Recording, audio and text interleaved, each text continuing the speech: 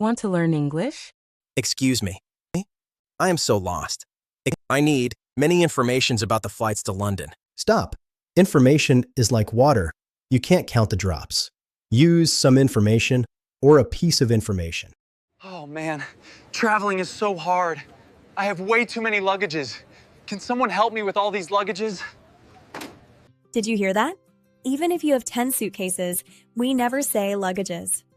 In English, it is always luggage. It's uncountable. If you want to count them, you have to say pieces of luggage. For example, I have 5 pieces of luggage. All right, team, this is a big breakthrough. We found many evidences at the crime scene. These evidences will help us solve the case. In English, evidence is always singular. You never add an S to it no matter how many clues you find. Instead of many evidences, you should say a lot of evidence. Or, if you want to count them, we found 3 pieces of evidence. Remember, evidence is uncountable. I am so tired tonight. I have 3 different homeworks to finish. I have math, science, and history homeworks. It's just too much. Actually, even if you have work for 10 different subjects, it is always just homework. No S at the end. It's an uncountable noun.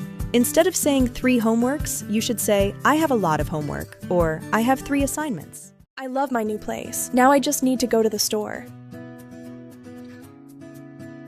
I need to buy so many new furnitures. I'm thinking a big sofa and some wooden furnitures for the bedroom. Wait, did you hear the mistake? We never say furnitures with an S. Even if you buy a bed, a table, and 10 chairs, it is still just furniture.